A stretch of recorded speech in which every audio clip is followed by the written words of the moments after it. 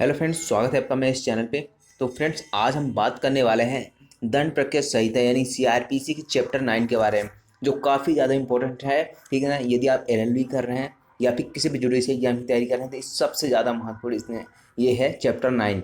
ठीक है, जो मेंटेनेंस से रिलेटेड है। ठीक है ना, पत्नी, संतान, माता पिता पिता के भरण पोषण। ठीक है, तो हम इसको डिस्कस करने वाले हैं। जो धारा 125 से लेकर धारा 128 तक के प्रोविजन हैं उसको हम डिटेल में कवर करने वाले हैं विद केस लॉ। ठीक है ना, कुछ केस लॉ भी जो इंपॉर्टेंट केस लॉ उसको हम डिस्कस करने वाले हैं।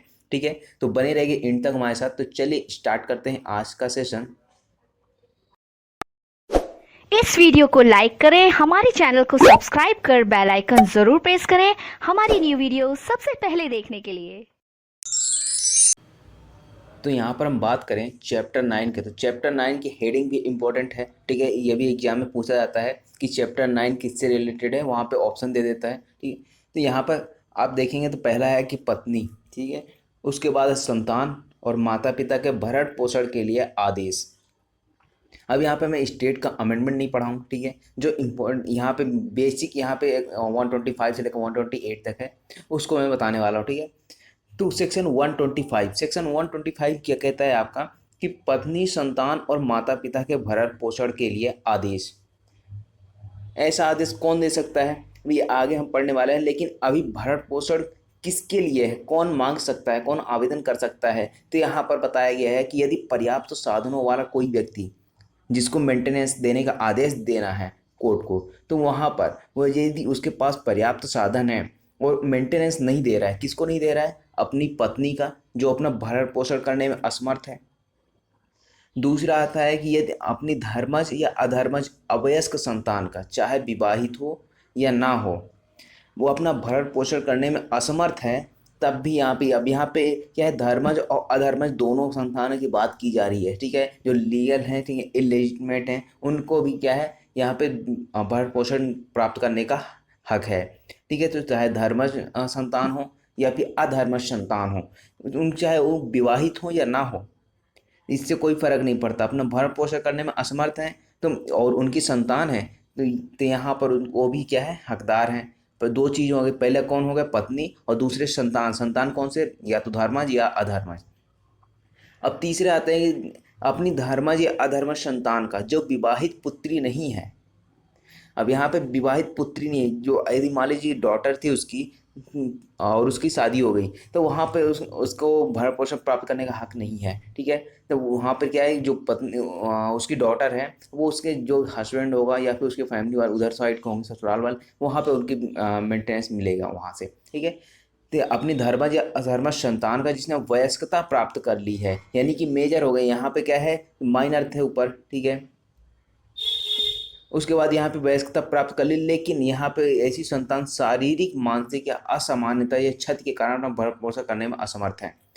पहला आता है कि यदि आप पत्नी है, ठीक है, और दूसरा आता है धर्म अधर्म संतान, चाहे विवाहित हो या ना हो, और तीसरा आता है कि धर्म अधर्म संतान तो है लेकिन वो वयस्कता प्राप्त कर ली है, और वो भी भरण पोषण प्राप्त करने के हकदार तब होंगे जब क्या है कि उनकी शारीरिक या मानसिक असमानता यानी कुछ डिसेबिलिटी है और अपना भरण पोषण करने में असमर्थ है, तो वहाँ पर वो भी क्या कर सकते हैं, एप्लीकेशन दे सकते हैं। फोर्थ आता है कि वह अपने माता पिता का जो भरण पोषण करने में असमर्थ है। अब यहाँ पे चार चीज़ें आ गई, चार लोग यहाँ पे ऐड हुए हैं कि जिनको मेंटेनेंस दिया जा सकता है। पहला कौन आता है, पत्नी, दूसरा धर्म अधर्म संतान, चाहे विवाहित हो ना हो। ठीक है, और तीसरा आता है कि धर्म अधर्म संतान जो जिसमें विवाहित पुत्री शामिल नहीं है। ठीक है, जिसने मैरिड डॉटर जो है वो मेंटेनेंस प्राप्त नहीं कर सकती है। और यदि मान लीजिए धर्माधर्म संतान क्या है कि वयस्कता है, वयस्क हो गए हैं, मेजर हो गए हैं और वो अपनी भरण पोषण करने में असमर्थ हैं, लेकिन किस कारण से, या तो शारीरिक, मानसिक असमानता है, क्षति है, कोई डिसीज है, ठीक है, कुछ डिसेबिलिटी है जिसके कारण वो अपना भरण पोषण मेंटेनेंस नहीं कर पाते हैं। और चौथे आते हैं आपके जो माता पिता हैं जो भरण पोषण करने में असमर्थ है। ये चारों क्या कर सकते हैं, भरण पोषण के लिए, मेंटेनेंस के लिए एप्लीकेशन दे सकते हैं। अब आप यहाँ पे देख सकते हैं कि यहाँ पे कई एग्जाम्स में, लगभग हर एग्जाम में पूछा जाता है, हर साल यह क्वेश्चन आया था। ठीक है, अब यहाँ पे आता है भरण पोषण करने में उपेक्षा करता है। उपेक्षा कौन करता है, जो मेंटेनेंस देने जो इसके पास पर्याप्त साधन है और वह मेंटेनेंस नहीं देता है, किसको, अपनी पत्नी, बच्चे या फिर माता पिता को, या भरण पोषण करने से इनकार करता है। तो यहाँ पर थोड़ा ब्लर हो गया, ठीक है, देख लीजिए। प्रथम वर्ग मजिस्ट्रेट, यदि आपके पास बैरक है तो बैरक जरूर ओपन कर लीजिए, वहाँ पे आपको आसानी से समझ में आएगा, ठीक है। भरण पोषण करने में उपेक्षा करता है या भरण पोषण करने से इनकार करता है, तो प्रथम वर्ग मजिस्ट्रेट, यहाँ पे जेएमएफसी को पावर दी गई है कि प्रथम वर्ग मजिस्ट्रेट ऐसी उपेक्षा या इनकार के साबित हो जाने पर, यानी कि ऐसे साबित हो जाता है कि यहाँ पर ऐसी उपेक्षा की जा रही है, भरण पोषण नहीं दिया जा रहा है पर्याप्त साधन होते हुए भी, तो यहाँ पर जो जेएमएफसी है ऐसा डायरेक्शन दे सकता है, ऐसा निर्देश दे सकता है कि अपनी पत्नी या ऐसी संतान, पिता या माता को भरण पोषण के लिए ऐसी मासिक दर पर, जिसे मजिस्ट्रेट ठीक समझे, मासिक भत्ता दे, और उस भत्ते का संदाय ऐसे व्यक्ति को करे जिसको संदाय करने का मजिस्ट्रेट समय समय पर देते।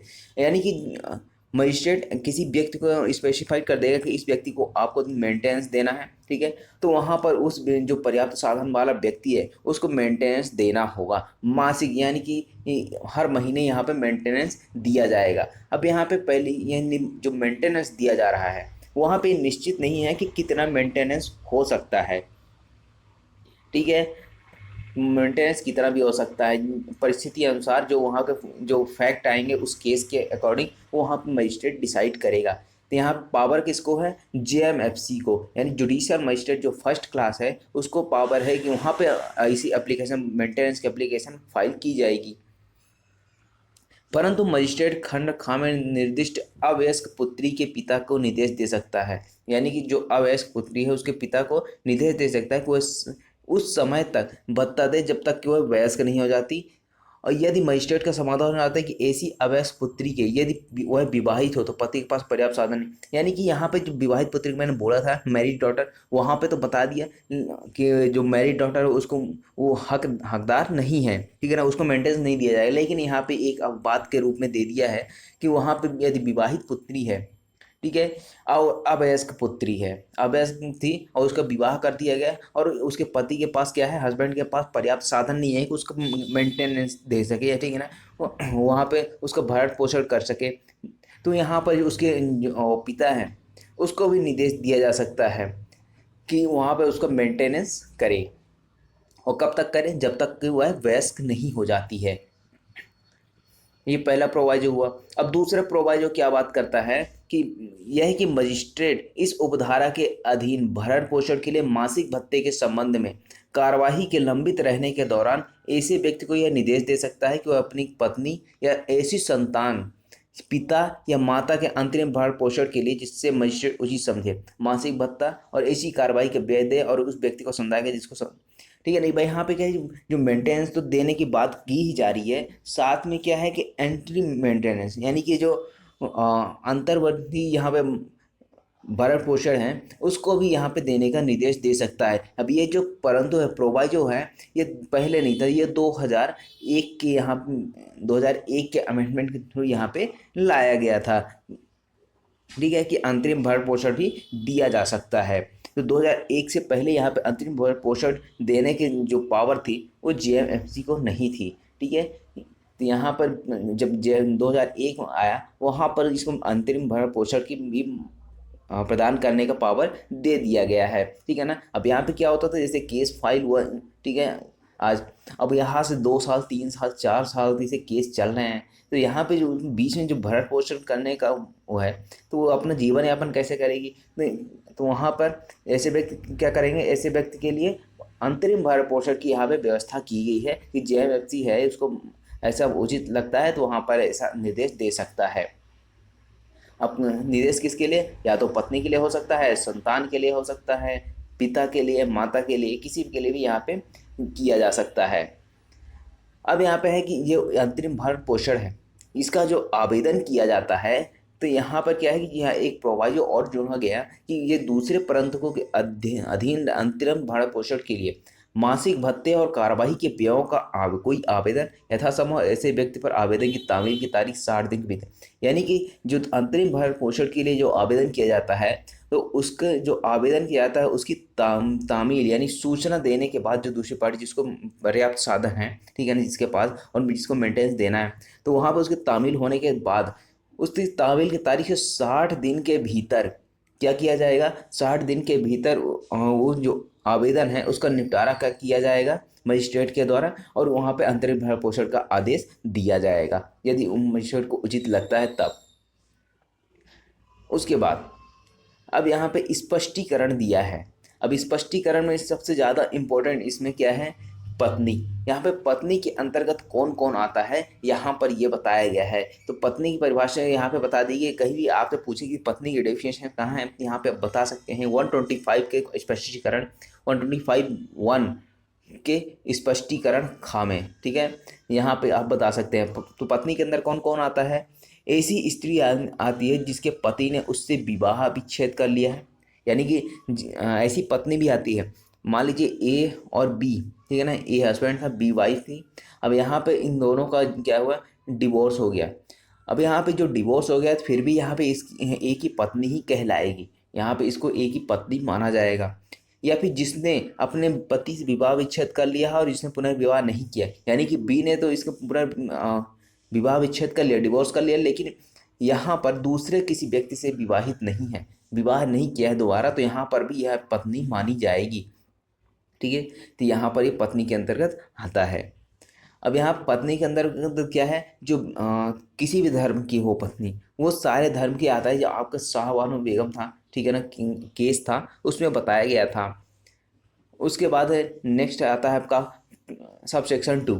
सबसेक्शन 2 क्या बात करता है कि भरण पोषण या अंतरिम भरण पोषण के लिए ऐसा कोई भत्ता या कार्यवाही और कार्रवाई के व्यय के आदेश की तारीख से ऐसा आदेश दिया जाता है तो यथास्थी भरण पोषण या अंतरिम भरण पोषण की कार्यवाही की व्ययों के लिए आवेदन की तारीख से, यानी कि जो आवेदन किया जा रहा है भरण पोषण का या फिर जो अंतरिम भरण पोषण का यानी मेंटेनेंस का, यहाँ पे जो आवेदन किए जा रहे हैं वो कब से दिए जाएंगे। मान लीजिए आज क्या हुआ, आवेदन हुआ और 6 महीने बाद, या फिर अंतरिम भरण पोषण है तो 60 दिन के बाद यहाँ पर क्या हुआ, ऑर्डर हुआ कि इसको भरण पोषण देना है। तब यहाँ पे किस तारीख से देगा, जिस आदेश की तारीख से या फिर जिस तारीख को आवेदन किया गया उस तारीख से।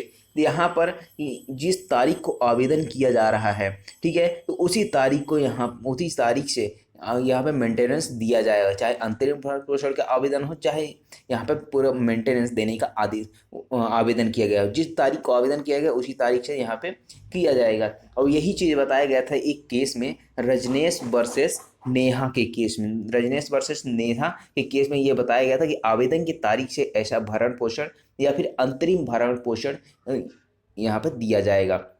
और कार्रवाई के व्ययों के लिए आवेदन की तारीख से संदाय होंगे, यानी जो कार्रवाई के व्यय हैं उसको भी दिया जाएगा, ठीक है। तो केस लॉ में लास्ट में डिस्कस करने वाला हूँ, ठीक है। तो आप यहाँ पे लिख सकते हैं, यहाँ उपधारा 2 है उसी के आगे यहाँ पे लिख दिए रजनेश वर्सेस नेहा।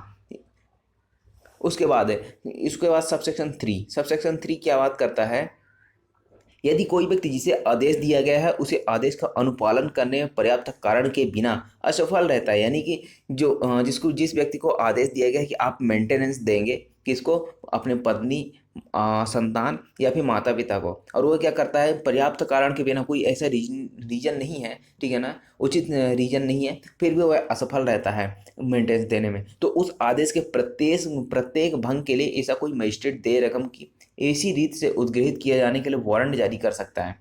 और रीत जुर्माने उद्ग्रहित करने के लिए उपबंधित है, जैसी रीत जुर्माने उद्ग्रहित करने के लिए उपबंधित है, यानी कि यदि मान लीजिए असफल रहता है तो वहाँ पर उसके खिलाफ वारंट भी जारी हो सकता है। वारंट किस चीज़ का, कि उससे जो रिकवरी की जाए वहाँ पे और उनको मेंटेनेंस दिया जाए, और ये जो रिकवरी की जाएगी तो वो किस प्रकार से की जाएगी, ऐसी की जाएगी जैसे मान लीजिए कि उसको जुर्माना लगाया गया हो, ऐसा माना जाएगा, डीम्ड माना जाएगा कि वहाँ पे उसके जुर्माना उस पर लगाया गया है और उसी रीत से यह उद्ग्रहित किया जाएगा। और उस वारंट के निष्पादन के पश्चात प्रत्येक मास के न चुकाए गए यथास्थिति भरण पोषण, अंतिम भरण पोषण के लिए पूरे भत्ते और कार्रवाई के व्यय, और उसके किसी भाग के लिए ऐसे व्यक्ति को 1 मास तक की अवधि के लिए, और यदि वो उससे पूर्व चुका दिया जाता है। अब यहाँ पे क्या है, सिंपल सी बात ये है कि यदि असफल रहता है पर्याप्त कारण के बिना तो उसको वारंट जारी किया जाएगा और उससे रिकवरी की जाएगी, ऐसी रिकवरी की जाएगी मानो उस पर जुर्माना लगाया गया हो, ठीक है। और दूसरी चीज़ ये आती है कि यदि मान लीजिए फिर भी उससे नहीं मिल पाता है तो उसको क्या किया जाएगा, वारंट के अधीन उसको गिरफ्तार किया जाएगा तब, और 1 माह तक के कारावास उसको दिया जाएगा। और यदि मान लीजिए 1 माह के कारावास के भीतर यदि वो पूरा वो चुका देता है, मेंटेनेंस जो भी रहते हैं भरण पोषण दे देता है, तो वहाँ पर उसको छोड़ दिया जाएगा। ठीक है। उसके बाद यहाँ पे एक प्रोवाइजो दिया गया है कि इस धारा के अधीन देय रकम की वसूली के लिए कोई वारंट तब तक जारी नहीं किया जाएगा जब तक कि उस रकम को उद्ग्रहित करने के लिए उस तारीख से जिस तारीख को देय हुई है 1 वर्ष की अवधि के अंदर न्यायालय में आवेदन ना किया गया हो। अब मान लीजिए जिस 1 तारीख को मेंटेनेंस, 1 जनवरी को मेंटेनेंस का ऑर्डर हुआ, ठीक है। अब यहाँ पे ये मेंटेनेंस दे ही नहीं रहा है, ऐसा करते करते पूरा 1 साल बीत गया, ठीक है ना। जब 1 साल बीत गया तो वहाँ पर जिसको मेंटेनेंस देना था, जिसे पत्नी को देना था, पत्नी ने आवेदन किया ही नहीं कि उसने मेंटेनेंस नहीं दे रहा, तब यहाँ पे उसके लिए कोई वारंट जारी नहीं किया जाएगा, ठीक है, क्योंकि 1 वर्ष व्यतीत हो चुका है। अब आपको आना था तो 1 वर्ष के अंदर आना था, 1 वर्ष का जो समय था उसको बीत जाने के पहले आना था। तो यहाँ पे क्या है, 1 वर्ष की अवधि के अंदर न्यायालय में ऐसा आवेदन करना होगा यदि भरण पोषण नहीं दे रहा है तब। जब ऐसा आवेदन किया जाएगा तब उस आवेदन के तहत वारंट जारी किया जा सकता है, परंतु ऐसा वारंट तब जारी नहीं किया जाएगा जब 1 वर्ष के बाद उसको आवेदन किया जा रहा है कि वो हमको मेंटेनेंस तो दे ही नहीं रहा है, ठीक है। ऐसा नहीं हो सकता, आपको 1 वर्ष के भीतर ही यहाँ पे मेंटेनेंस का आवेदन देना होगा कि वह मुझे मेंटेनेंस ऑर्डर तो हुआ था, ठीक है ना, ऑर्डर जो हुआ था उसका कंप्लायंस नहीं कर रहा है, जिस व्यक्ति को डायरेक्शन दिया गया था कोर्ट के द्वारा, ठीक है। कौन सी कोर्ट, JMFC यानी जुडिशियल मजिस्ट्रेट फर्स्ट क्लास के द्वारा जो ऑर्डर हुआ था उसका कंप्लायंस नहीं कर रहा है, तब यहाँ पर आपको 1 वर्ष के अंदर वहाँ पे आपको आवेदन करना होगा। अब यहाँ पे एक प्रोवाइजो और आता है, परंतु यह है कि यदि ऐसा व्यक्ति इस शर्त पर भरण पोषण करने की प्रस्तावना करता है कि उसकी पत्नी उसके साथ रहे और पति के साथ रहने से इनकार करती है, तो ऐसा मजिस्ट्रेट उसके द्वारा कथित इनकार के किन्हीं आधारों पर विचार कर सकता है और ऐसी प्रस्तावना किए जाने पर भी वह इस धारा के अधीन आदेश दे सकता है, और यदि उसका समाधान हो जाता है कि ऐसा आदेश देने के लिए न्यायसंगत आधार है। अब मान लीजिए जो हस्बैंड को मान लीजिए किया जा रहा है कि आप पत्नी को अपनी आपकी वाइफ है उसको मेंटेनेंस दीजिए, लेकिन अब यहाँ पे वो एक कंडीशन रखता है हस्बैंड कि ये मेरी एक कंडीशन है कि यदि मेरे साथ उसकी पत्नी रहती है, ठीक है, तो वहाँ पर उसको भरण पोषण करेगा। अब वह उसके साथ रहने से इनकार करती है, तो जो यहाँ पे जो इनकार किया जा रहा है पत्नी का, तो वहाँ पर जो कोर्ट है वो उस पर विचार कर सकता है, ठीक है ना। उसकी जो भी आधार होंगे, जो भी फैक्ट होंगे, जो भी परिस्थितियाँ होंगी, उन सबको विचार करने के बाद न्यायालय को ऐसे लगता है कि न्याय संगत आधार है तो ये आदेश देगा, अदरवाइज ऐसा आदेश नहीं देगा, कंडीशन को मानेगा या नहीं मानेगा, ठीक है। डिस्क्रिशनरी पावर है कोर्ट की। उसके बाद अब यहाँ पे स्पष्टीकरण है। स्पष्टीकरण एक हमने पढ़ा था, ठीक है ना, सबसेक्शन 1 में 125 के। अब यहाँ पे सबसेक्शन 3 के अंतर्गत यहाँ पे स्पष्टीकरण दिया जा रहा है कि यदि पति ने अन्य स्त्री से विवाह कर लिया या वह रखेल रखता है, ठीक है ना, मिस्ट्रेस रखता है, तो ये उसकी पत्नी द्वारा उसके साथ रहने से इनकार करने का न्यायसंगत आधार माना जाएगा।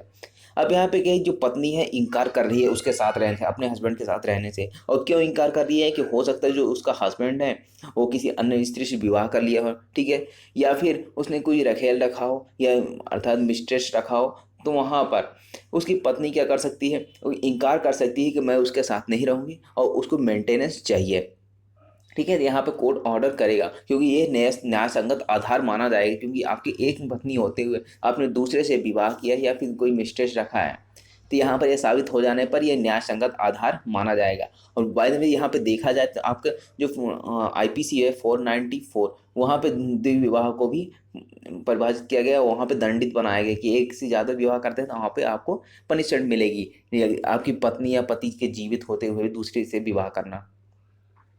उसके बाद यहाँ पे 4th क्लॉज आता है कि कोई अपनी पत्नी अपने पति से इस धारा के अधीन भरण पोषण या अंतरिम भरण पोषण के लिए भत्ता और कार्रवाई की व्यय प्राप्त करने की हकदार तब ना होगी। अब यहाँ पे बता दिए कि जो पत्नी है वह कब भरण पोषण प्राप्त करने की हकदार नहीं होगी, कब उसको मेंटेनेंस नहीं दिया जा सकता है। कब, तो पहली कंडीशन आती है कि वह जारता की दशा में रह रही हो।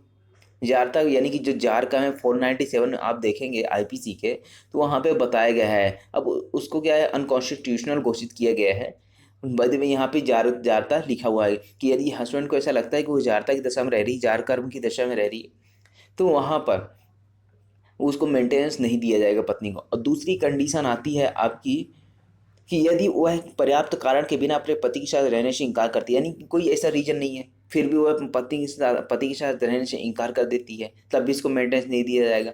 और तीसरा आता है आपका कि यदि वे पारस्परिक सहमति से पृथक रह रहे हों, यानी कि पति और पत्नी दोनों आपसी सहमत हो गई, ठीक है ना, आपस में बात की है, ठीक है ना, सहमत हो गए, एग्री हुए और अलग रहने लगे, तब भी यहाँ पे मेंटेनेंस नहीं दिया जाएगा। तो ये 3 कंडीशन पे मेंटेनेंस की प्राप्त करने के हकदार पत्नी नहीं होगी। उसके बाद ये 3 कंडीशन हो गए। अब 5वां आता है कि मजिस्ट्रेट यह साबित होने पर आदेश को रद्द कर सकता है कि कोई पत्नी जिसके पक्ष में इस धारा के दिन आदेश दिया गया था जारता की दशा में रह रही है अथवा पर्याप्त कारण के बिना अपने पति के साथ रहने से इंकार करती है, पारस्परिक सहमति से पृथक रह रही।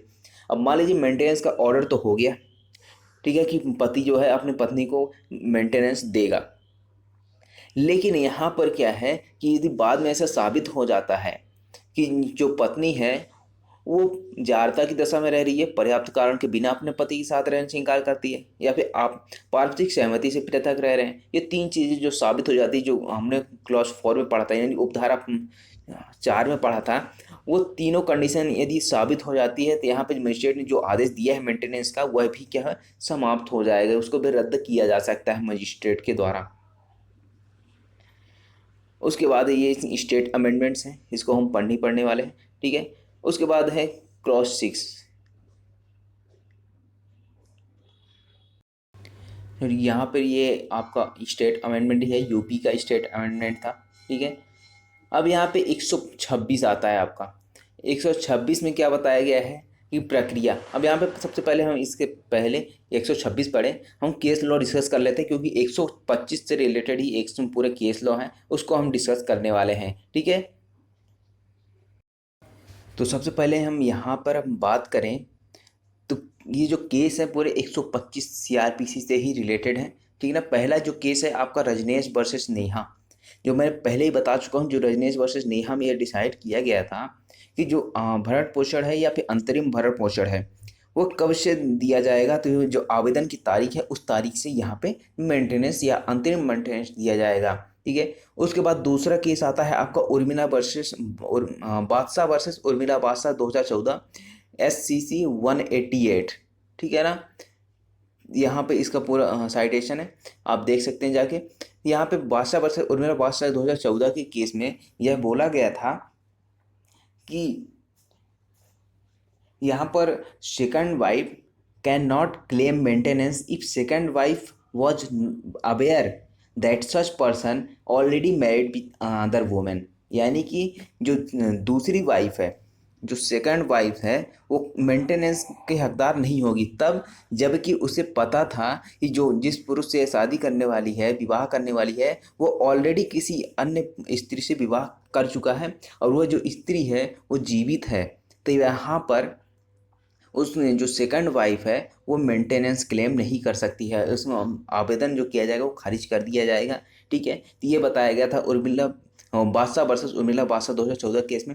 और सेम चीज़ यहाँ पर बताया गया था एक और केस में, खेमचंद्र ओम प्रकाश वर्सेस गुजरात राज्य, ठीक है। यहाँ इसमें भी यही चीज़ बताई गई थी। कौन सा है, इसके साथ आप ऐड कर सकते हैं, ये 2014 का है। और एक पहले का केस था खेमचंद्र ओम प्रकाश वर्सेस गुजरात राज्य, ठीक है। तो इसी चीज़ में ये भी बताया गया था। अब तीसरा जो आता है आपका doctor Shrimati Vijaya Manohar Arbat versus Kashirao Rajaram Sawai and others AIR 1987 SC 1100, ठीक है ना। 1987 का यह केस है, ठीक है, जो काफ़ी इम्पोर्टेंट है और काफ़ी बार एग्जाम में आया हुआ है। ये सारे जो केस लॉ हैं ये किसी न किसी जुडिशरी एग्जाम में आया ही हुआ है, ठीक है, आप चेक कर सकते हैं। हम यहाँ पे क्या है, जो थर्ड केस है इसमें क्या बताया गया था, बताया गया था कि यहाँ पर जो बेटी है यानी कि जो डॉटर है वो अपने माता पिता का, जो डॉटर है अपने माता पिता का भरण पोषण करने के हक उत्तरदायी है, ठीक है ना। इसको लाइबल बनाया गया है सुप्रीम कोर्ट के द्वारा कि यहाँ पे जो बेटी है चाहे वो विवाहित हो या अविवाहित हो।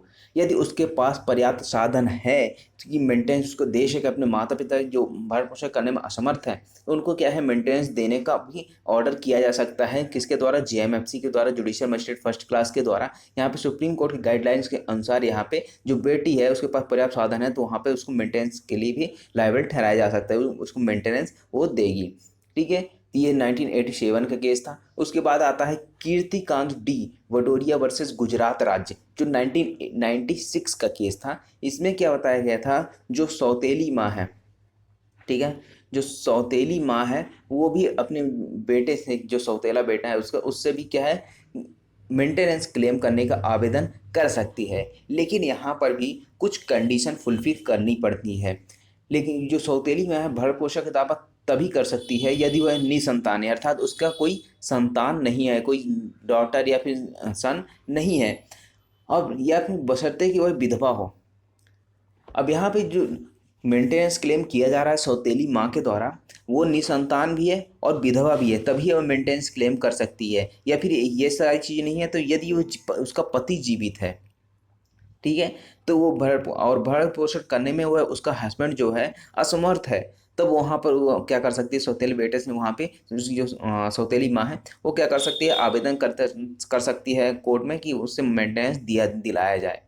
या तो जो सौतेली माँ है या वो विधवा होनी चाहिए, ठीक है, और उसकी संतान नहीं होनी चाहिए, या फिर जो उसका हस्बैंड जिंदा है लेकिन वो भरण पोषण करने में असमर्थ है, मेंटेनेंस देने में असमर्थ है, तो वहाँ पे आवेदन ये कर सकती है, सौतेली माँ भी कर सकती है। किसमें कहा गया है? कीर्तिकांत डी बडोरिया वर्सेस गुजरात राज्य। ठीक है, एक बार से मैं फिर से बता दे रहा हूँ कि सुप्रीम कोर्ट ने इस केस में हेल्ड किया था कि सौतेली माँ भरण पोषण का दावा कर सकती है यदि वह निसंतान है और बशर्ते कि वह विधवा हो। ठीक है, निसंतान भी हो और विधवा भी हो, या फिर यदि मान लीजिए विधवा नहीं है, उसके पति जीवित है, तो वह भरण पोषण करने में असमर्थ हो, तब वहाँ पर सौतेली माँ भी आवेदन दे सकती है। यह बताया गया था 1996 केस में सुप्रीम कोर्ट के द्वारा, कीर्तिकांत डी बडोरिया वर्सेस गुजरात राज्य। उसके बाद आता है Daniel Latifi versus union of India, 2001 का केस है ये। ठीक है, ये भी काफ़ी इंपॉर्टेंट केस था। इसमें कहा गया था कि मुस्लिम पति अपने तलाकशुदा पत्नी को इद्दत की अवधि के बाद ही भरण पोषण का भुगतान करने के लिए उत्तरदायी है। यानी जो इद्दत की अवधि होती है उसके उसको बीत जाने के बाद भी जो मुस्लिम पति है वो क्या कर सकता है, मेंटेनेंस देने का उसको ऑर्डर किया जा सकता है कि यदि इद्दत की अवधि समाप्त होगी उसके बाद भी भरण पोषण देगा वो। ठीक है, उसके लिए बशर्ते उसने पुनर्विवाह नहीं किया हो और खुद को बनाए रखने में असमर्थ हो। यानी जो उसकी पत्नी है वो क्या है, पुनर्विवाह उसने नहीं किया है, और दूसरी चीज़ कि उसने खुद को असमर्थ है मेंटेनेंस के लिए। ठीक है, तो डेनियल लतीफ़ी केस में ये बताया गया था। उसके बाद नेक्स्ट आता है ललित टोप्पो वर्सेस राज्य, 2018 का केस था, जिसमें यह कहा गया था कि यदि कोई व्यक्ति जो लिव इन में रहता है और तो वहाँ पर भी यह मेंटेनेंस दिया जा सकता है, जो हस्बैंड है उसको ऑर्डर किया जा सकता है कि वह वाइफ को अपने मेंटेनेंस दे। ठीक है ना, भले ही आप लिव इन रिलेशनशिप में रह रहे हों। और इसी से रिलेटेड एक और केस था, ठीक है, चनमुनिया वर्सेस वीरेंद्र कुमार सिंह, 2010 का केस था। ठीक है, तो उसमें भी यही चीज़ बताया गया था कि लिव इन में रहते हैं तो वहाँ पर भी मेंटेनेंस दिया जा सकता है। तो 2010 का, ये 2018 का, दोनों एक हैं कि ठीक है ना, ललित टोप्पो और एक चनमुनिया वर्सेस वीरेंद्र कुमार सिंह, ये दोनों केस में कहा गया था कि मेंटेनेंस दिया जा सकता है, चाहे भले ही आप लिव इन रिलेशनशिप में रह रहे हो, तो यहाँ पर दिया जा सकता है। ठीक है, उसके बाद आता है सबसे ज़्यादा important case, Mohammad Ahmad Khan versus Shahbano Begum, 1985, जो ट्रिपल तलाक से रिलेटेड था। ठीक है ना, कि यहाँ पे ट्रिपल तलाक दे दिया गया है। ट्रिपल तलाक के बारे में मैंने बताया था, ठीक है ना। इसके पहले हमने एक एक्ट लिया था, मुस्लिम विवाह संरक्षण अधिनियम से संबंधित, 2019 का वो एक्ट था, जो इसी केस के बाद यहाँ पे सुप्रीम कोर्ट की गाइडलाइंस के बाद यहाँ पे केंद्र सरकार के द्वारा वो बनाया गया था। ठीक है ना, तो महिलाओं के विवाह से संबंधित संरक्षण के लिए यहाँ पे वो बनाया गया था। आप चाहें तो देख सकते हैं, 3-4 लेक्चर पहले हमने बनाया था ये। ठीक है, तो यहाँ पे सबसे ज़्यादा इंपॉर्टेंट है मोहम्मद अहमद खान वर्सेस शाहबानो बेगम। ये उत्तराखंड की थी शाहबानो बेगम। ठीक है, जहाँ पर ये मुस्लिम होने के कारण इसको मेंटेन नहीं दिया जा रहा था, और ट्रिपल तलाक, 3 तलाक के तहत इनको क्या किया गया था कि इनको तलाक दे दिया गया था। अब यहाँ पर जो है, जो इस केस में यह कहा गया था कि जो ये 125 है, धारा 125, ये आपका धर्मनिरपेक्ष है, यानी कि चाहे आप किसी भी धर्म से रिलेटेड हों, हिंदू मुस्लिम सिख ये सभी पे यह अप्लाई होता है, ठीक है ना। सभी को मेंटेनेंस देने का ऑर्डर किया जा सकता है इस सेक्शन के तहत। इस मामले में जो 5 जजेस की बेंच थी, ठीक है ना, और जो यहाँ पे मुख्य जज थे यहाँ पे श्री वाई बी चंद्रचूड़, इनकी अध्यक्षता में ये 5 जजेस की बेंच वाले उसमें बताया गया था कि जो हमारा वो सेक्शन 125 सब सेक्शन 1 का स्पष्टीकरण हमने पढ़ा था पत्नी वाला, ठीक है। तो जो पत्नी वाला हमने पढ़ा था खंड खा में, उसके तहत कहा गया था कि इस पत्नी के अंतर्गत तलाकशुदा पत्नी भी आती है जिसने पुनर्विवाह नहीं किया है, और चाहे भले ही उस स्त्री या पति का कोई भी धर्म हो, इससे कोई मैटर नहीं करता है कि वह उस स्त्री का या फिर पति का कौन सा धर्म है, चाहे वो मुस्लिम हो या हिंदू हो, सभी पे यह अप्लाई होता है। यह 125 एक धर्मनिरपेक्ष सेक्शन है, ठीक है, सभी पे अप्लाई होता है। अब यहाँ पर बात करें इसकी प्रकृति, तो हमने बताई दी कि धर्मनिरपेक्ष है। एक मुस्लिम महिला भी इसके अंतर्गत क्या कर सकती है, मेंटेनेंस का क्लेम कर सकती है, मेंटेनेंस का दावा कर सकती है। ये कुछ इंपॉर्टेंट केस लॉ है जो हम डिस्कस कर लिए हैं हमने।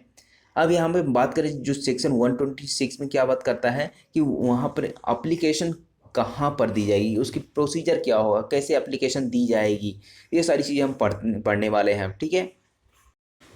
सेक्शन 126, इससे भी काफ़ी ज़्यादा क्वेश्चन आए हुए हैं एग्जाम में, ठीक है। तो किसी व्यक्ति के विरुद्ध धारा 125 के अधीन कार्यवाही किसी ऐसे जिले में की जा सकती है। कौन से जिले में की जा सकती है, जहाँ पर वह व्यक्ति है या फिर जहाँ वह या उसकी पत्नी निवास करती है, या तो वह जो जिस व्यक्ति को मेंटेनेंस देना है वह व्यक्ति निवास करता है, मान लीजिए हस्बैंड है, तो वह जहाँ पर रहता है वहाँ पर भी यह केस चलाया जा सकता है, एप्लीकेशन दी जा सकती है। या फिर जहाँ पे वाइफ रहती है वहाँ पर भी यह एप्लीकेशन दी जा सकती है, किस चीज़ के लिए, मेंटेनेंस के लिए। या फिर जहाँ उसने अंतिम बार, जहाँ इस व्यक्ति ने अंतिम बार अपनी पत्नी के साथ या फिर अधर्मश संतान की माता के साथ निवास किया है, यहाँ पे, ठीक है ना। तो चाहे धर्मश संतान हो अधर्मश संतान हो, सभी पे अप्लाई होता है, ठीक है। तो अधर्मश संतान की माता के साथ निवास किया हो, ठीक है, तो यहाँ पर ये क्या किया जा सकता है, ऐसे ज़िले में जहाँ ये सारी लोग रहते हैं या फिर इनमें से कोई है, तो यहाँ पे कार्रवाई की जा सकती है, कार्रवाई के लिए आवेदन किया जा सकता है। ये तो हो गया पहला क्लॉज कि किस जिले में आवेदन किया जाएगा। दूसरा आता है कि ऐसी कार्रवाई में सभी साक्ष्य ऐसे व्यक्ति की उपस्थिति में जिसके विरुद्ध भरण पोषण के लिए समुदाय का आदेश देने की प्रस्तावना है। अब यहाँ पे ऐसी कार्रवाई में जो एविडेंस आएंगे, एविडेंस रिकॉर्ड किए जाएंगे, तो उस व्यक्ति के उपस्थिति में ले जाएंगे जिसको मेंटेनेंस देना, जिसके अगेंस्ट में यहाँ पे आवेदन दिया जा रहा है, ठीक है। संदाय करने के आदेश के देने की प्रस्तावना है। और जब उसकी व्यक्तिगत हाजिरी से अवमुक्ति दे दी गई है, मान लीजिए जिसको मेंटेनेंस देना उसको यह कोर्ट के द्वारा छोड़ दिया गया कि आप नहीं हाजिर होगी, कोई बात नहीं, आप अपने प्लीडर को भेज दीजिए, तब वहाँ पर उसके प्लीडर की उपस्थिति में ऐसी साक्ष्य लिया जाएगा और उसी रीत से अभिलिखित किया जाएगा जो समन मामलों के लिए अब विहित है।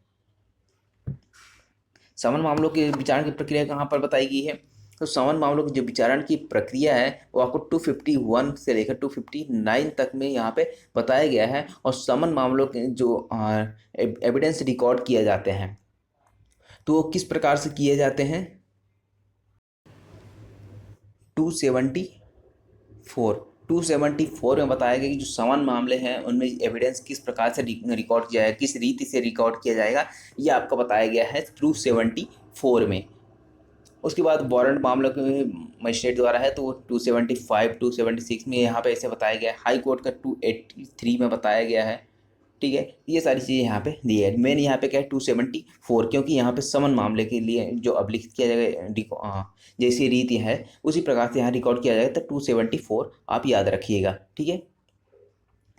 परंतु यहाँ पे एक प्रोवाइजो दी गई कि यदि मजिस्ट्रेट का समाधान हो जाए कि ऐसे व्यक्ति जिसके विरुद्ध भरण पोषण के लिए संदाय का आदेश देने की प्रस्तावना है, तामील से जानबूझकर बच रहा है या अथवा न्यायालय में हाजिर होने से जानबूझकर उपेक्षा कर रहा है, तो मजिस्ट्रेट मामले के एकपक्षी रूप से सुनने के और अवधारण करने के लिए अग्रसर हो सकता है। और ऐसे दिया गया कोई आदेश उसकी तारीख 3 माह के अंदर किए गए। अब यहाँ पर क्या है, अब आवेदन किया गया मान लीजिए वाइफ के द्वारा मेंटेनेंस क्लेम करने के लिए। अब यहाँ पे जब आवेदन दिया गया तो आवेदन सुनवाई के पहले यहाँ पे जिस इसका जो हस्बैंड है उसको तामील तो कर पाई जाएगी ना, तो सूचना तो हो कि हाँ उसके खिलाफ जो मेंटेनेंस का आवेदन दिया गया है मेंटेनेंस देने के लिए। अब यहाँ पे जो तामील तो हो गई, सूचना की हुई, लेकिन ये तामील से जानबूझ के बच रहा है, ठीक है, या फिर ये न्यायालय में हाजिर होने से उपेक्षा कर रहा है, कहीं न्यायालय में जा ही नहीं रहा है। तो यहाँ पे जो कोर्ट है वो क्या कर सकता है, एक पक्षी रूप से सुनवाई कर सकता है। अब जो यहाँ पे एक पक्षी रूप से सुनवाई करेगा तो किसके फेवर में ऑर्डर जाएगा, वाइफ के फेवर में ऑर्डर जाएगा। तो अब यहाँ पे जो उसका हस्बैंड है, ठीक है ना, तो हस्बैंड क्या कर सकता है, 3 माह के अंदर, जब जिस तारीख को ऐसा आदेश हुआ है उस तारीख से 3 माह के अंदर ऐसा अच्छा कारण दर्शित कर देता है कोर्ट के समक्ष, तो वहाँ पर एक पक्षी आदेश को अपास्त किया जा सकता है, अदरवाइज वहाँ पे लागू रहेगी जो ऑर्डर किया गया है। अब तीसरा आता है कि यदि एक 125 के अधीन आवेदनों पर कार्रवाई करने में न्यायालय की शक्ति होगी कि वह खर्चों के बारे में आदेश दे जो न्याय संगत, यानी कि जो खर्चा हुआ है, जो व्यय हुए हैं पत्नी के, वाइफ के, तो वहाँ पर भी उसको ऐसा आदेश दे सकता है कि जो व्यय हुए हैं उसको दिया जाए हस्बैंड के द्वारा। ये भी यहाँ पे दिया जा सकता है। अब यहाँ पे जो भत्ता दिया गया है, ठीक है ना, भत्ते का आदेश दिया गया है मजिस्ट्रेट के द्वारा। अब यहाँ पर इसको चेंज करना है तो कौन करेगा, मजिस्ट्रेट की करेगा, ठीक है। अब मान लीजिए जैसे 2,000 रुपये मंथली का यहाँ पे ऑर्डर किया है कि यहाँ पे 2,000 रुपये मंथली मेंटेनेंस दिया जाए। अब मान लीजिए कुछ परिस्थितियाँ ऐसी हो गई कि परिस्थितियाँ चेंज हो गई, तब वहाँ पर परिस्थितियाँ चेंज होने पर यहाँ पे या तो इसको कम किया जा सकता है या जिसको ज़्यादा किया जा सकता है, ठीक है ना, या तो प्लस किया जाएगा या माइनस किया जाएगा। तो यहाँ पे भत्ते में परिवर्तन से संबंधित प्रावधान 127 में दिया गया है। तो धारा 125 के अधीन भरण पोषण या अंतरिम भरण पोषण के लिए मासिक भत्ता पाने वाले या यथास्थिति अपनी पत्नी, संतान, पिता, माता को भरण पोषण या अंतरिम भरण पोषण के लिए मासिक भत्ता देने के लिए उसी धारा के अधीन आदिष्ट किसी व्यक्ति की परिस्थितियों में तब्दीली साबित हो जाने पर। अब यहाँ पे जो जिसको ऑर्डर होता है कि आप मेंटेनेंस देंगे, अब उसकी परिस्थितियाँ में कुछ चेंजेस आ जाते हैं। अब चेंजेस क्या आ जाते हैं, या तो नौकरी कर रहा था, नौकरी छोड़ गई, अब दुकान करने लगा, ठीक है, तो वहाँ पे उसकी कमाई कम हो गई। या फिर नौकरी कर रहा था, उसका प्रमोशन हो गया, ज़्यादा पैसे आने लगे, तो वहाँ पे मेंटेनेंस देने के बाद तो उसको बढ़ाया जा सकता है। तो ये परिस्थितियाँ के अकॉर्डिंग देखा जाता है, तो परिस्थितियाँ चेंज हो जाती है जब, तो मजिस्ट्रेट यथास्थिति भरण पोषण, अंतिम भरण पोषण के भत्ते में ऐसा परिवर्तन कर सकता है जैसा वह ठीक समझे। अब दूसरा पॉइंट आता है कि मजिस्ट्रेट को यहाँ प्रतीत होता है कि धारा 125 के अधीन दिया गया आदेश, कोई आदेश किसी सक्षम सिविल न्यायालय के किसी विनिश्चय के परिणाम से रद्द या परिवर्तित किया जाना चाहिए, तो वहाँ आदेश को रद्द या परिवर्तित कर सकते हैं। अर्थात जो कोर्ट है, ठीक है, सक्षम कोर्ट है, उसके विनिश्चय के परिणाम स्वरूप क्या किया जा सकता है, ऐसे आदेश को जो मेंटेनेंस देने का आदेश हुआ था उसको क्या किया जा सकता है, पूरी तरह कैंसिल किया जा सकता है, रद्द किया जा सकता है, या फिर उसको परिवर्तन किया जा सकता है, उसमें कुछ चेंजेस लाया जा सकता है, ठीक है। तो यहाँ पर उसको क्या कर सकता है, या तो रद्द कर देगा या तो परिवर्तित कर देगा, तो यहाँ पे उसके पास पावर इतनी है।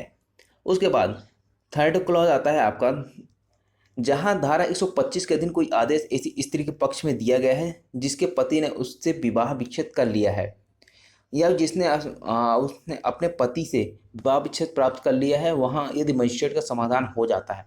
अब यहाँ पे मान लीजिए जिस स्त्री के पक्ष में कोई ऐसा आदेश दिया गया था, कौन सा आदेश, 125 के अधीन जो मेंटेनेंस का आदेश था, और उसके पति ने उससे विवाह विच्छेद कर लिया है, जिसके पति ने, या फिर जिसने अपने पति से विवाह विच्छेद था, पत्नी ने यदि अपने पति से विवाह विच्छेद कर लिया, तो यदि वहाँ मजिस्ट्रेट के यहाँ समाधान हो जाता है, मजिस्ट्रेट को ऐसा राय बन जाती है कि उस स्त्री ने ऐसे विवाह विच्छेद की तारीख के पश्चात पुनः विवाह कर लिया।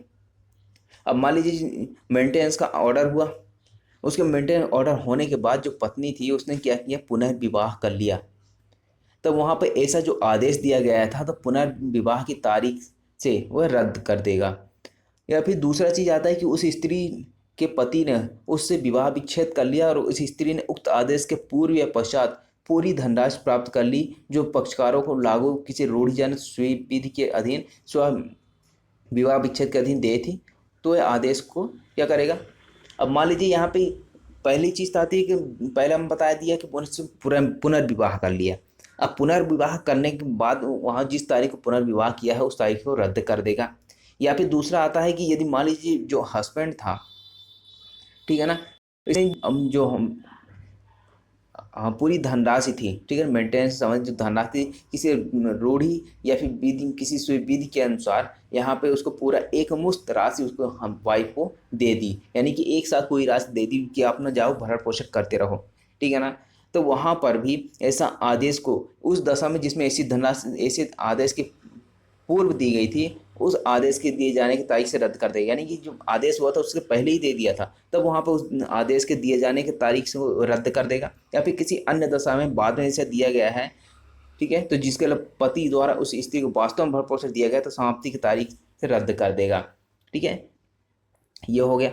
अब तीसरी चीज आती है कि उस स्त्री ने अपने पति से विवाह विच्छेद प्राप्त कर लिया और उसने विवाह विच्छेद के पश्चात अपने यथार्थी भरण पोषण अंतिम भरण पोषण के अधिकारों की स्वेच्छा से अभ्यर्पण, यानी कि सरेंडर कर दिया उसने। पत्नी कहती है कि मुझे भरण पोषण चाहिए ही नहीं, अपना भरण पोषण अपने पास रखो, मैं अपना भरण पोषण कर सकती हूँ, ठीक ना, स्वेच्छा से सरेंडर कर दिया, तब वहां पर भी ऐसा आदेश को रद्द किया जा सकता है। उसके बाद फोर्थ क्लॉज आता है आपका किसी भरण पोषण या दहेज की किसी ऐसे व्यक्ति द्वारा जिसे धारा 125 के अधीन भरण पोषण और अंतरिम भरण पोषण या उनमें से किसी के लिए कोई मासिक भत्ता संदाय किए जाने का आदेश दिया गया है, तो वसूली के लिए डिक्री के समय सिविल न्यायालय उस राशि की गणना करेगा जो ऐसे आदेश के अनुसार यथार्थी भरण पोषण अंतिम भरण पोषण या इनमें से किसी मासिक भत्ते के लिए संदाय की जा चुकी या वसूल की जा चुकी। अब यहाँ पे क्या है, जो मासिक भत्ता देने का आदेश दिया गया है तो सिविल न्यायालय क्या करेगा, उस राशि की गणना करेगा कि कितना देना है, तो यहाँ पे जो भी रहेगा उसको गणना करने के बाद वसूली की जाएगी, ठीक है। ये हो गया आपको 127 भत्तों में परिवर्तन। तो पहले तो आया आपका सेक्शन 125 या 125 में बताया कि कब पत्नी, ठीक है ना, जो संतान है, माता पिता है, कब भरण पोषण प्राप्त करने के हकदार होंगे, ठीक है, कौन कौन हकदार होगा और कौन मेंटेनेंस का ऑर्डर करेगा, जेएमएफसी, ठीक है। उसके बाद हमने पढ़ा 126 में एप्लीकेशन कहाँ फाइल की जाएगी। 127 में हमने पढ़ा कि यहाँ पे जो भत्ते है उसमें परिस्थितियों में तब्दीली आ जाती है, तो वहाँ पे मेंटेनेंस में चेंज किया जाएगा, ठीक है, जो ऑर्डर हुआ तो उसमें चेंजेस किए जाएंगे। अब यहाँ पे मान लीजिए भरण पोषण का आदेश हुआ था, लेकिन वह जो जिसको आदेश हुआ, हस्बैंड को आदेश हुआ था कि आप भरण पोषण देंगे अपनी वाइफ को या फिर सन को, संतान को। अब यहाँ पे जो हस्बैंड है वो कहीं और चला गया, अब वो मेंटेनेंस नहीं दे रहा है, तो वहाँ पे क्या किया जाएगा, यथास्थिति भरण पोषण या अंतरिम भरण पोषण कार्रवाई आदेश की प्रति उस व्यक्ति को जिसके पक्ष में वह दिया गया है, अब जिसके पक्ष में वह दिया गया है भरण पोषण की, जैसे मान लीजिए वाइफ के पक्ष में दिया गया कि आपको मेंटेनेंस मिलेगा, किससे मिलेगा, हस्बैंड से, तो यहाँ पर जो वाइफ है उसको एक आदेश की प्रति दी जाएगी, या फिर उसके संरक्षक को, इसका मान लीजिए यहाँ पे वाइफ की जगह उसका संतान है, यहाँ पे जो व्यक्ति था, ठीक है, हस्बैंड था वाइफ का, अब यहाँ वाइफ की जगह संतान है, तो इसके जो संरक्षक है तो उसको भी आदेश की प्रति दी जाएगी, यदि कोई हो उस, या फिर उस व्यक्ति को जिसने यथास्थिति भरण पोषण के लिए भत्ता के लिए अंतिम भरण पोषण के भत्ता या कार्रवाई के लिए व्यय दिया जाना है, निःशुल्क दी जाएगी। यहाँ पे जो ऑर्डर की कॉपी है उसको निःशुल्क दिया जाएगा, और ऐसे आदेश का प्रवर्तन किसी ऐसे स्थान में जहाँ वह व्यक्ति जिसके विरुद्ध आदेश दिया गया था, किसी मजिस्ट्रेट द्वारा पक्षकारों की पहचान करने के बारे में, ऐसा चीज ना दिए जाने पर ऐसे मजिस्ट्रेट के समाधान हो जाने पर किया जा सकता। अब मान लीजिए जहाँ पर हस्बैंड रहता है, मान लीजिए, ठीक है, अब ऑर्डर की कॉपी सिर्फ निःशुल्क किसको दी जा रही है, जिसके पक्ष में है, जिसके पक्ष में ऑर्डर आया है, यानी पत्नी को संतान है, माता पिता हैं, उनको ऑर्डर की कॉपी निःशुल्क दी जाएगी कि आप मेंटेनेंस ले सकते हैं, ठीक है। या उसके बाद मान लीजिए जिसको यहाँ पे हस्बैंड है, अब यहाँ पे इसने मेंटेनेंस ऑर्डर तो हो गया लेकिन ये मेंटेनेंस दे नहीं रहा है। अब यहाँ जहाँ पर भी यह है वहाँ के न्यायालय में, वहाँ के मजिस्ट्रेट का यह समाधान हो जाता है कि मेंटेनेंस का ऑर्डर हुआ था लेकिन दे नहीं रहा, तो वहाँ पर भी यह इसके खिलाफ कार्रवाई की जा सकती है, ठीक है। ये हो गया आपका सेक्शन 128। तो ये पूरा आपका 125 से लेकर 128 तक आई होप आपको ये समझ में आया होगा, ठीक है। और समझ में आया तो प्लीज़ लाइक ज़रूर करिएगा, और thanks for watching my channel.